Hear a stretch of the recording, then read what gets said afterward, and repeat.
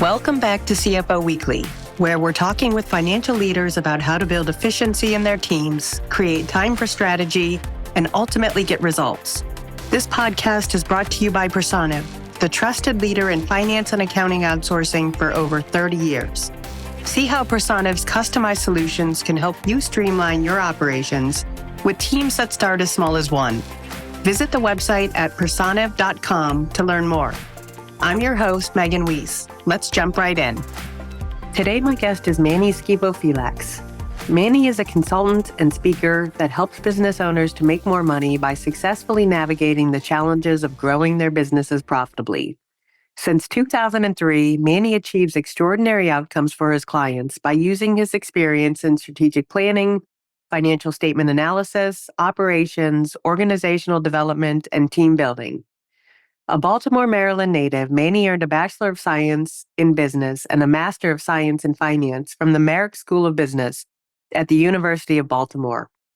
Prior to starting his career as a consultant, Manny's background includes formal bank credit training and service as a vice president with Comerica Bank, a U.S.-based commercial lending institution. He has corporate lending experience in the continental U.S. and European markets, with specialties in commercial business finance, real estate finance, and large corporate syndicated lending for mergers and acquisitions. Manny grew up in the restaurant business and made a career change to corporate banking at age 29. When he's not helping business owners, Manny can be found exploring the ancient ruins on the island of Carpathos, where his parents were born. Manny, thank you very much for being my guest on today's episode of CFO Weekly. Megan, thank you for having me. Yeah, growth and profitability are both achievable and shouldn't come at the cost of each other. Today's topic is maximizing profitability while you grow your business, and I'm excited to learn about you and your experience with this topic. We've got a lot to cover, so let's jump right in. Excellent. So, Manny, in your own words, can you talk us through your career to date and how you got to where you are today? Sure. My parents were born in Greece on an island, and they immigrated to the United States after World War II. And back then, in that era, a lot of people were getting into the restaurant business because they wanted to do their own thing, and they had kind of grown tired of working in coal mines. And a lot of Greek people gravitated towards the restaurant business. I grew up in it, and as I moved through, my parents always stressed the value of education, because they were not able to complete their education due to the war. And I kept working and along the way got a degree, my bachelor's actually. I liked working in the restaurant business because I could come home with cash every day from work, which was plus. You didn't have to wait to get paid every 2 weeks. And then I started thinking about making a career change. And after a lot of indecision, hemming and hawing, I decided to give it a try. So I went back to school and got a master's in finance, and I started my career change at age 29, where my advisor in grad school told me to go get a job in a bank in a commercial lending training program because they were getting cut for cost reasons. And I followed her advice. I worked in the bank for 10 years in this training program where they move you around in a bank so you can understand how to lend to a small business, a middle market company, specialty lending. And I had a lot of great teachers and mentors. And then I came to the point where I wanted to do something different. And consulting appealed to me. I wanted to give it a try. And I hung my shingle out as a consultant 20 years ago, figuring if I failed, I could always go back to banking. And I've been very blessed. And I've been working continuously since then as a consultant. That's a great story, and what a remarkable career. Thank you. So, as you mentioned, you used to work in the restaurant business. You took yourself through university, and now you're principal with your company, which is PORTAL CFO Consulting. So, what lessons about business that you learned during your restaurant era do you still carry with you? I always think restaurants are a great place to start. That's a great question. And I think they are also. I concur. It's a great place. Two things: focus on your customers and your costs. And it's kind of hammered into your head all the time. Every single day, you got to focus on the customer, because if you don't, someone else will. And then you got to focus on the costs, because if you don't maintain profitability, unfortunately, in a restaurant, unfortunately, you're going to go out of business because it is really difficult to get financing if you own a restaurant. It's not the type of business that financing sources are jumping up and down to lend money to. Two very important lessons. Yeah, I always think restaurants and the hospitality industry in general, there's no better way to learn about customer service than in that industry. Definitely. So talk us through a client story that you're particularly proud of the way you were able to assist them. I don't have one particular one. I'd like to say that I'm really proud overall of all the clients that I've worked with, both past and present, in that I gave them a unique perspective on the pros and cons of borrowing money from a bank, Megan.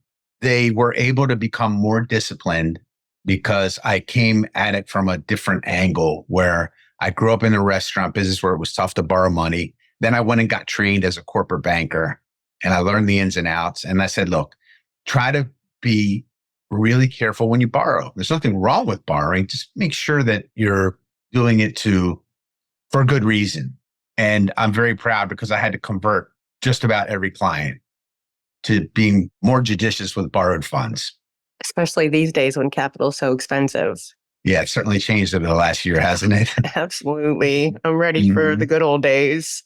Right. So what are the most common mistakes or misconceptions about profitable growth that you have to remedy in business owners when they come to you? The main thing is my pet peeve. I have business owners that say, oh, it's okay to lose a little bit of money for a while. We'll make it up. And that's my pet peeve because I don't think that's accurate. I think you have to be profitable all the time in order to keep going. And then there's two different schools of thought here. One is if you are funded via private equity or venture capital or angels or something, that's a different business model where losses may be acceptable for a period of time. But if you're not funded, if you're bootstrapping, you got to be profitable all the time. You're constantly at risk. So we want to shift their focus is put profit first. And when you first come into a business to help business owners, what tends to be the low-hanging fruit in terms of adding value? Great question. I was taught by my teachers and mentors to analyze a financial statement. So the first thing we're going to do is make sure that you have accurate numbers in your business, and then we're going to analyze them. We're going to do some financial statement analysis. And that analysis is going to bring up some questions that are going to be very beneficial in terms of figuring out how well you're doing in your business and if you're heading towards your goals. And is it more common that you're approached by these business owners because they want experienced assistance in running a company and they might be a little bit overwhelmed? Or is there usually some sort of big expectation that you're going to deliver growth and increase profitability? Oh, that's a great question. Let's take the second half first. So, in my opinion, an advisor is not going to deliver quote unquote growth and increased revenue. So I will speak specifically for me. I am not going to go and sell anything. I cannot say that I'm going to deliver growth and increased revenue. What I'm going to do together with the business owner is we're going to make sure that your team and your culture is solid. Everyone's rowing in the right direction. And we're going to free up that owner's time to be able to manage the sales team, the other processes. And that freed up time will be able to then deliver the growth and the increased revenue. So I make that known up front. And then the first part of the question is, yes, that business owner gets to a point in their growth process where they say, this is really not my forte. I'm really good at what I do. My trade and finance is not my trade. Let me see if I can get somebody in here to help me. And I'm just curious, so when you get a new client and begin a relationship, are they long-term or is this something that you just come in and help a new client with for like a short period of time just to get them on the right track? That's a great question. It can be both. When I first started out, I thought it would be short-term engagements, maybe 3 to 6 months. But what I found is once the cash starts showing up in their bank account, they don't want you to leave. Yeah. And I've been very blessed. I've had my longest relationships now are 17 years. Wow. So I still have clients now that I was blessed to start doing business with 3 years in. They're long-term engagements. Yeah, that's amazing and speaks a lot to the value that you must bring to these clients and the relationship that you have with them. Yeah, thank you. I've been very blessed with great teachers and mentors, Megan. So, how can you anticipate the moment where growth tips the scales from profit to losses? And if you don't have the capital to maintain proper functions and you're still trying to grow, surely that's going to lead to an unprofitable approach. Yes. Without getting too technical, you can run a projection, a financial projection. I'm keeping it really simple. And you'll know if you're in a loss making mode, you'll know at what point of gross profit margin, what point you need to achieve a certain margin in order to break even and get the profit. You can easily calculate it in a spreadsheet. The hard part is to actually do it, to actually go bring in that revenue at that appropriate margin. And then in terms of not having capital to maintain proper functions and still trying to grow, yes, that's an unprofitable approach.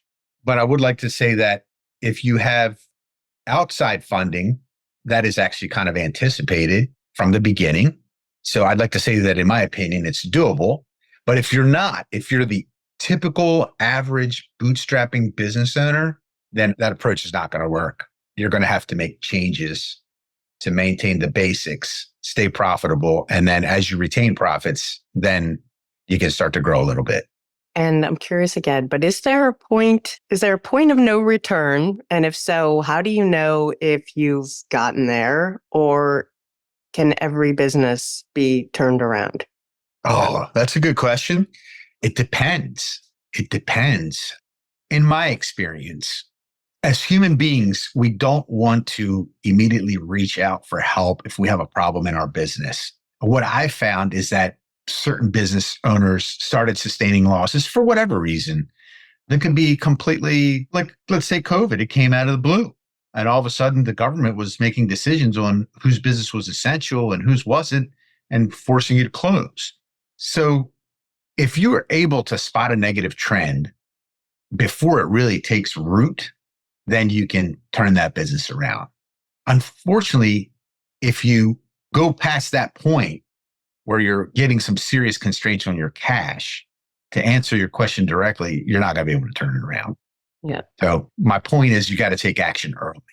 Don't be afraid to reach out for help. I know it is hard for a lot of us to admit that we need it. Yes, as human beings, we got it this far, Yeah. we can get it the rest of the way. And I expect that many people see growth as automatically being a good thing. But as we've just discussed, you can overstretch yourself. So what other strategies do you advocate for that can extract the most profit possible out of growth? Oh, that's a great question.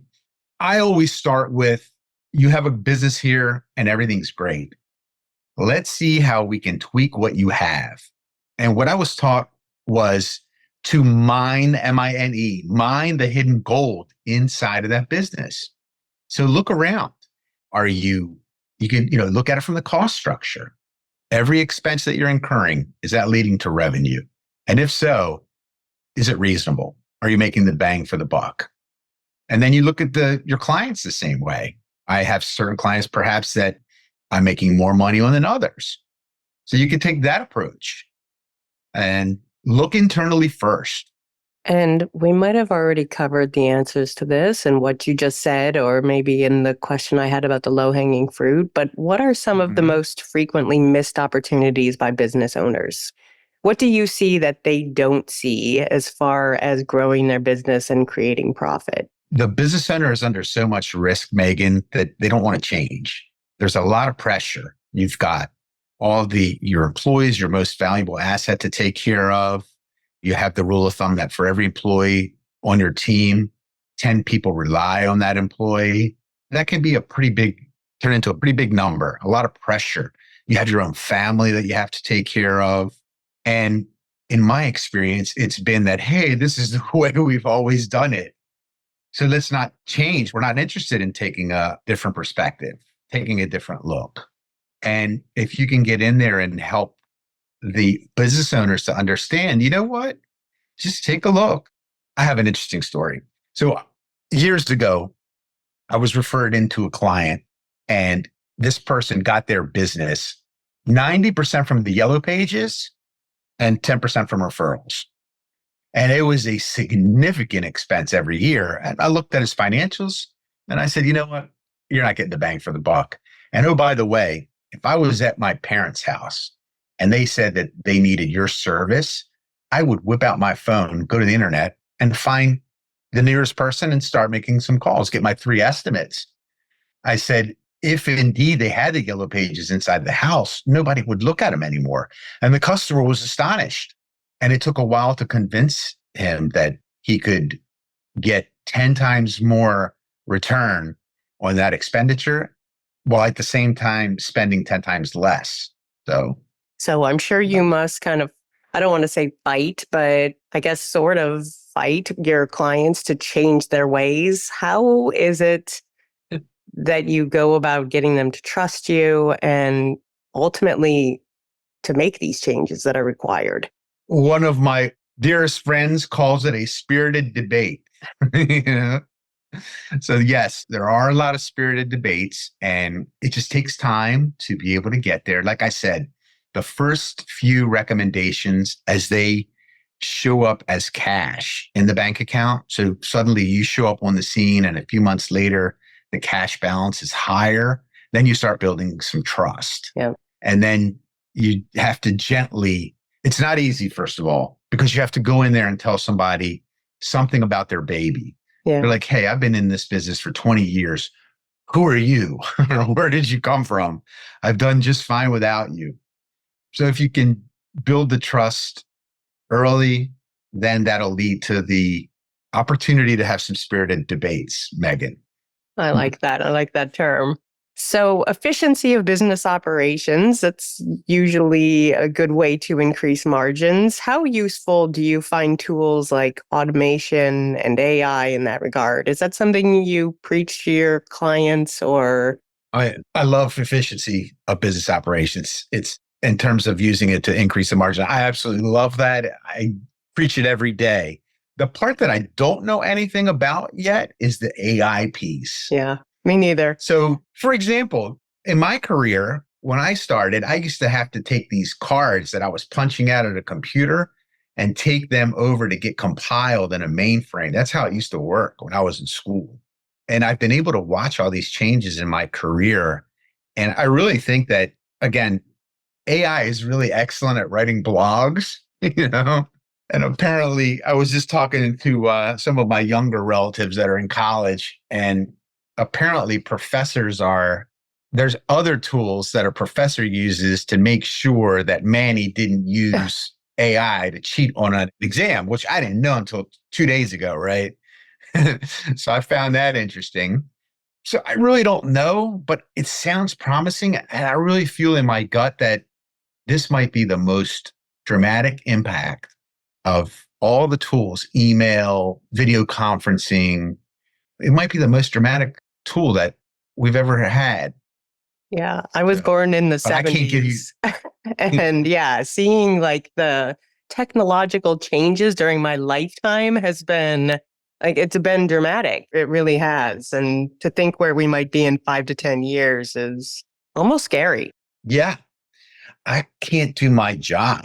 Let's say I would not be able to do my job and service the number of clients that I have and be there at the drop of the hat for them without technology. Impossible. Yeah. Impossible. So you help a lot of business owners stick to a budget and grow their companies. Do you always follow your own advice, or have you experienced hiccups and learning moments in growing your own business, Portal CFO Consulting? Yeah, I got a funny one for you. I have a customer that will not say that word. He refers to it as the B word for budget because doesn't like to have it. He feels like it's a constraint. But speaking of the B word, for the most part, I follow my own advice. I had some really rough financial times early on, and I learned some really hard lessons. So I stick with it. And I've had some instances where things haven't gone as planned. You're like, hey, that looked good on paper, right? Why didn't that work? And then you also have economic hiccups. But for the most part, what I've done is focused on profitability. That's been the most important thing. Focus on profitability and then do your best to manage your expenses. Like, don't keep trying to increase the dollar amount of your lifestyle just because you're making more money. Leave yourself a little cushion. Because sometimes, it's easy to do, to kind of just expand into how much it is you make. Yeah, because it's fun, right? We like it, right? Yeah, makes us feel good about our accomplishments. Yep. Yeah, we need a reward. We're reward driven. But by the same token, we don't want to have to go to bank or open up a credit card, new car, or something like that if you need money. That's not fun. It's fun when you're able to do it, but in times where the economy tightens up like we're seeing now, you might not have that tool available, and that could cause you a lot of stress. Yeah, that's great advice. So last question, but as you look at your own business and your clients' businesses, what is it that is keeping you up at night? Oh, that's a good one. I try to get good rest. I suffer from anxiety, so I'm constantly on my toes, more than the average human being. So I try to just make sure that my health comes first. And that's what I preach to my clients, that they are the asset, not their money. So you got to watch out for your health first, so you can be able to come and fight it out. Make sure you have cushion. You don't want to be laying in bed with your head on the pillow and not be able to sleep because you don't have a cushion in the bank. So yes, I'm sleeping good these days. It's not for everybody. Yeah, definitely two great pieces of advice, because all the money in the world is not going to make up for poor health at the end of the day. Yeah. Manny, thank you so much for being my guest today. My pleasure. Thanks for having me. Yeah, I really enjoyed speaking with you, and thanks for finding the time to be here with us today to share all of your experience and knowledge. And I wish you all the best. And to our listeners, please tune in next week. And until then, take care. You've been listening to CFO Weekly, presented by Personiv. Please subscribe wherever you get your podcasts to hear all of our episodes. Want to learn more? Check out personiv.com. Thanks for listening.